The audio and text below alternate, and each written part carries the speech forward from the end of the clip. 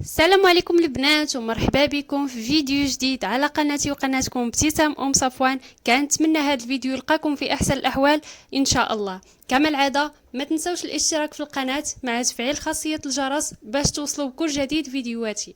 الوصفه ديال اليوم عباره عن كيك ديزاين رائع بمناسبه عيد ميلاد، بمكونات بسيطه وفي المتناول ديال الجميع. كتقدروا تحضروا كيك ديزاين رائع وبسيط. خليكم مع تتمة الفيديو باش نكتشفوا مقادير وطريقة التحضير وفرجة ممتعة.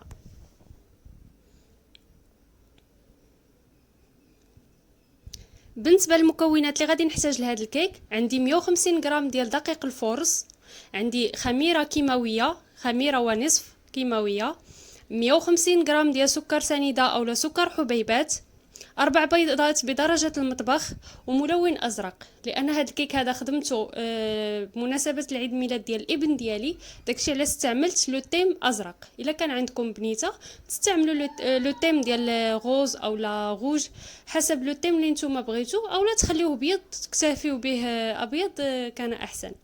هنا خديت بول الاشتغال أو إناء الاشتغال، ضفت ليه 4 بيضات. كنعاود ناكد عليها تكون بدرجه المطبخ باش لا جينواز ديالكم تنجح. هنا غادي نستعمل راس ملعقه ديال سكر اولا مسحوق الفانيلا، ممكن تستعملوا شاسي فانيلا اولا تنسموا الكيك ديالكم باش ما بغيتو. هنا غادي نضيف 150 غرام ديال سكر حبيبات، وغادي نستعمل الباتور الكهربائي. ممكن انكم تستعملوا الروبو او ما يسمى بالعجان حسب المتوفر. انا هنا اكتفيت بالضرب اليدوي الكهربائي. غادي نستمر وانا كنخلط في المكونات حتى كيوليو على هذا الشكل هذا. يعني البيض كيتضاعف الحجم ديالو كيولي ابيض لامع.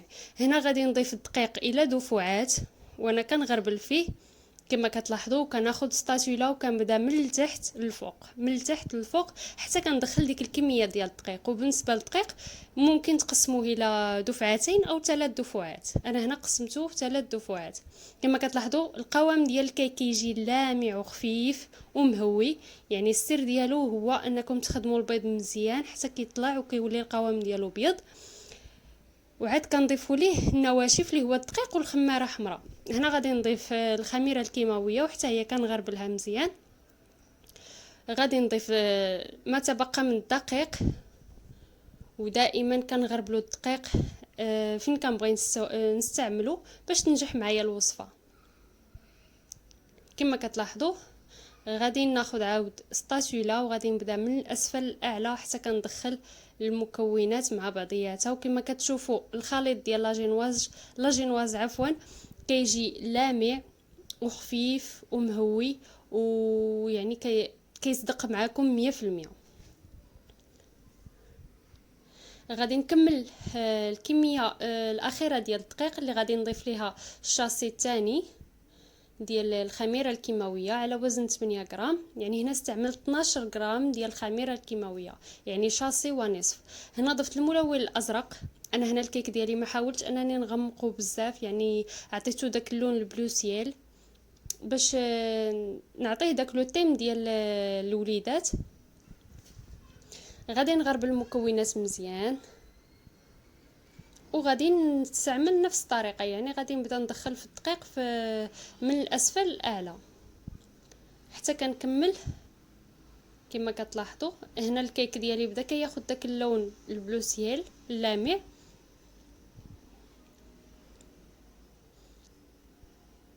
نستمر بنفس الكيفيه. هنا خديت سيركل لبست ليه الفيلم اليمونتير كما كتلاحظوا، وغادي نصب الخليط ديال الكيك ديالي في داك المول. وهنا غادي نكون مسخنه الفران على 170 درجه من الاسفل. غادي ندخل الكيك ديالي من الاسفل طيب حتى كتهوى وتنفخ. عاد كنشعل ليها من الفوق. يعني المده ديال لاجينواز 20 دقيقه حتى ل 25 دقيقه فقط كتكون الكيك ديالنا ناجح وكينجح معنا وكتصدق لينا لا جينواز. كما قلت لكم الفران على 170 درجه مده ديال 20 حتى ل 25 دقيقه. هنا خديت بول غادي ندير فيه كريمه سائله، ممكن انكم تستعملوا شونتيي. هنا الكريمه السائله كانت ليله قبل في الثلاجه باش تنجح معنا وتجينا شاده في راسها، يعني ليله قبل وهي في الثلاجه.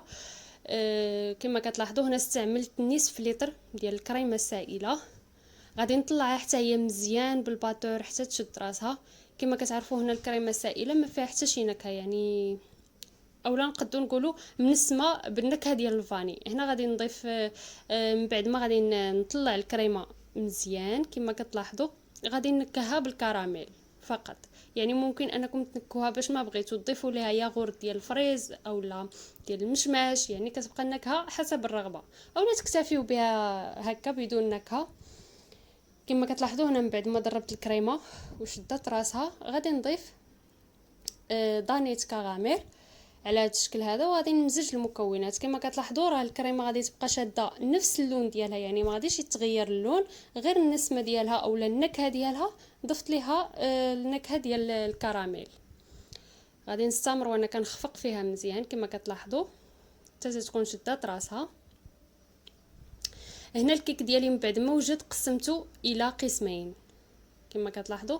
القسم الاول راه هنا سقيته بالحليب مزيان، هذا الجزء هذا تحذف ليا، قسمته عفوا اولا سقيته بالحليب مزيان. ممكن انكم تسقيوه بالسيرو اللي كنحضروا بالماء والسكر وكنسموه بالفاني، ممكن انكم تسقيوها غير بالحليب. انا هنا اكتفيت غير بالحليب عادي بارد، سقيت لاجينواز ديالي الطبقه الاولى بلاجينواز مزيان، وهنا ضفت ليها الكريمه وكنحاول انني نوزعها بشكل متساوي بجميع الوسائل او الطرق باش نقاد ليها لا فورم ديالها. هنا استعملت معلقه صغيره هي اللي كانت مساعداني حيت السيركل عالي.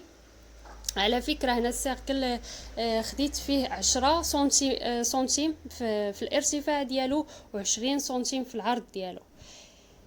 هنا غادي نضيف الطبقه الثانيه ديال لاجينواز. انا كنت حضرت قبل لاجينواز بلون ابيض، يعني درت طبقه ديال لون ازرق وطبقه ديال لون ابيض وطبقه ديال لون ازرق ديال لاجينواز. انا غادي نحاول انني نزير سيركل مزيان على الكيك ديالي، وغادي نسقي الكيك بالحليب كما كتلاحظوا. سقيو الكيكه ديالكم باش ما تجيكمش كتفرتت وناشفه، يعني ما تخافوش منها، سقيوها مزيان. وغادي ندير الطبقه الرابعه اولا الطبقه الرابعه ديال الكريمه، يعني الطبقه الاولى كيك جينواز، الطبقه الثانيه كريمه، الطبقه الثالثه هذا كيك جينواز، والطبقه الرابعه كريمه. وهنايا الكريمه كنحاول انني ندير طبقه لا باس بها، يعني نكونوا سخيين في هذه المرحله هذه باش تجينا متعادله مع لا جينواز، يعني يكونوا نفس السمك ديال الكيك ولا ديال الكيك لا جينواز وديال الكريمه. هنا من بعد ما سويت السطح ديال الكريمه هنا غادي ندير الطبقه الاخيره ديال لا جينواز. هنا داز لي الطياب شويه في الكيك ديالي، وغادي نسقيها مزيان بالحليب كما كتلاحظوا. غادي نسقيها مزيان بالحليب وغادي ندير الكريمه او الطبقه الاخيره ديال الكريمه ديالي حتى هي غادي ندير كميه لا باس بها، وغادي نحاول انني نسوي ليها السطح ديالها على هذا الشكل هذا كما كتلاحظوا. غادي نستمر بنفس الكيفيه، راه الفيديو كيوضح كل شيء.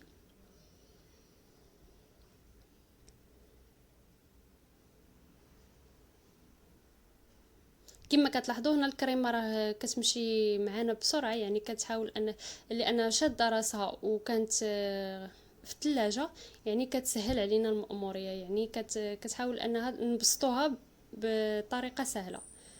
هنا غادي نبدا نقاد اولا الطريقه ديال الفينيسيون ديال الكيك، واي بلاصه زايده او ناقصه في الكريمه نقادها.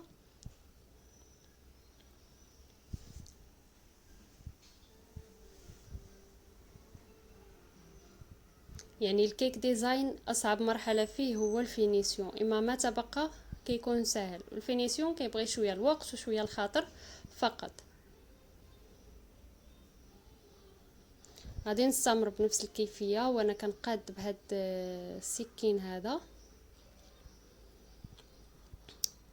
هنا من بعد ما ساليتها غادي نغطيها بسلوفان كما كتلاحظوا، غنغطيها مزيان وغادي نحتفظ بها في الثلاجه باش نوجد المرحله ديال المونتاج ديال الكيك اولا التزيين ديال الكيك. يعني الا بغينا ندخلوها للثلاجه تشد راسها ضروري ما نغطيوها باش ما تشدش لينا الريحه ديال الثلاجه.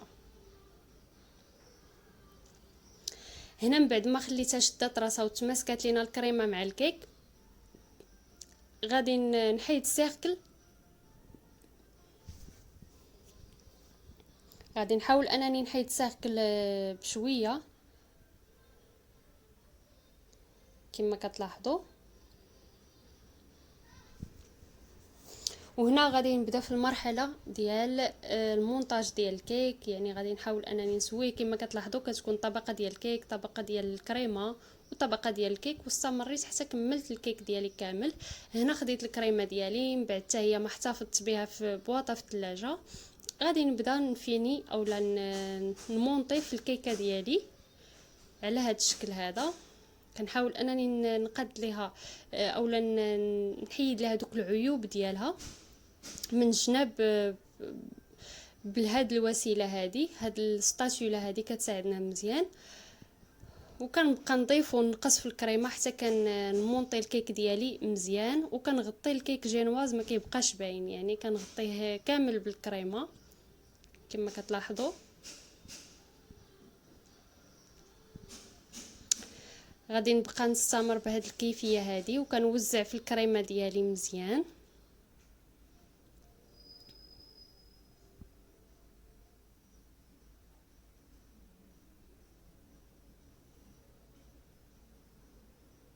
هنا غادي نستعمل هاد السكين هذا باش نحاول انني نمونطي به الاضافات ديال الكريمه اللي زايدين، وغادي نبدا نشوف العيوب ياك ما بانت الكيكه ولا لا.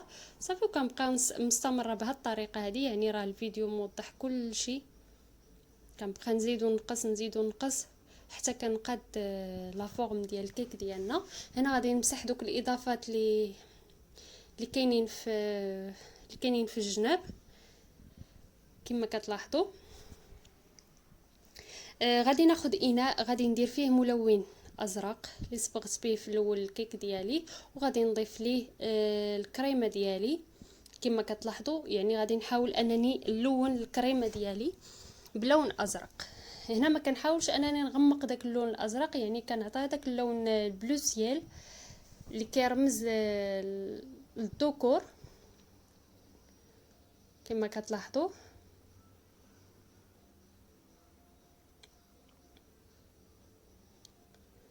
هنا من بعد ما صبغتها كما كتلاحظوا على هذا اللون هذا، يعني لون بلو سيال، غادي نديرها في غنبقى ندير على شكل غيوم كما كتلاحظوا، على شكل غيوم في الجوانب ديال الكيك ديالي. راه الفيديو موضح كلشي، يعني كندير غير ديتوش بساط في الكيك ديالنا على هذا الشكل هذا على شكل غيوم. يعني راه غادي تلاحظوا واحد الفرق انها ما بقاتش بيضة سامبل. هنا ضفت لها غير اضافات بسيطه، يعني غير كغيوم فقط، والباقي درته في بوش على هذا الشكل هذا. وغادي ندير به كتزيين بسيط وخفيف في الجوانب ديال الكيك كما كتلاحظوا. يعني كنحاولوا اننا نحييو داك الكيك ديالنا ما كيبقاش صامت بلون ابيض، كنعطيو داك اللون ديال لون بلو سيال. غادي نستمر بنفس الكيفيه حتى نكمل الكيك ديالي كامل.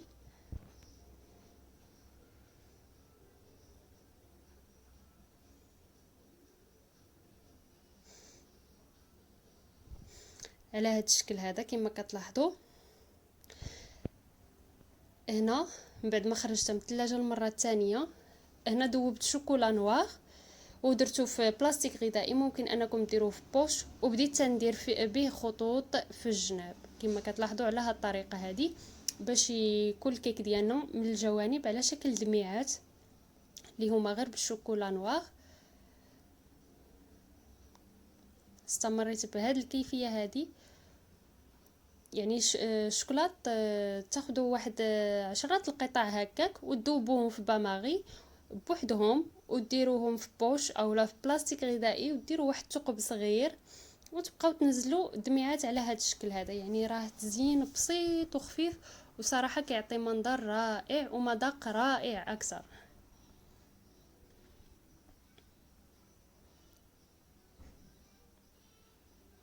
كما كتلاحظوا كيجي الشكل ديالها على هذا الشكل هذا.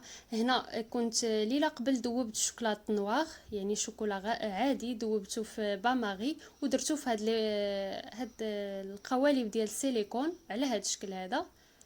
كما كتلاحظوا ما عرفتش الشكل ديالو كيجي بحال الكوكياجه هكاك، يعني كيعطيو واحد المنظر رائع. هنا غير شوكولاط نوار ذوبته حتى هو في باماغي ودرتو في هاد لي مول ديال السيليكون، وبديت نزين به. يعني طريقه بسيطه وسهله وما فيهاش بزاف ديال التعقيدات، وكنكونوا هنا كنزينوا الكيك ديالنا وكنفرحوا وليداتنا بهم فقط.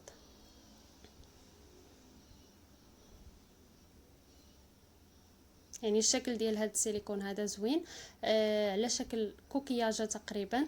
المهم ما عرفتش نوصفه اكثر. وبالنسبه للشوكولاط راه كيكون كيذوب في باماغي عادي، ووزعته في هاد لي مول ديال السيليكون فقط. هنا شاطت لي الكريمه ودرتها في الجوانب بالبوش على هذا الشكل هذا. خديت هاد لي موتيف ديال لون ابيض وازرق، مادام لو تيم ازرق، زينت بهم في الكريمه ديالي من الفوق. هنا كنحاولوا غير نحييو الكيكه ونعطيوها اولا الكيك ديزاين، ونعطيوها واحد المنظر يكون رائع وكتجذب العين فقط. اما راه تزيين ساهل وبسيط وحسب المتوفر في المنزل. السيده تبدع باللي عندها واللي متوفر عندها. كما كتلاحظوا كيجي على هذا الشكل هذا. هنا خديت هاد الكولورون هذا اولا اللون الذهبي. الا عندكم بانسو ممكن انكم تستعملوه. هنا استعملت غير الاصبع ديالي، حاولت انني ندهن داك الشوكولا اللي على شكل كوكياجه، حاولت انني ندهن ليه الراس ديالو من الفوق باش نعطيه واحد الجماليه فقط. استمريت بهذه الكيفيه هذه حتى كملت التزيين ديال الكيك ديالي، اللي هو تزيين بسيط وسهل وحسب المتوفر في المنزل. يعني السيده تبدع وتحضر كيك ديزاين راه ساهل وما كيحتاجش بزاف ديال التعقيدات.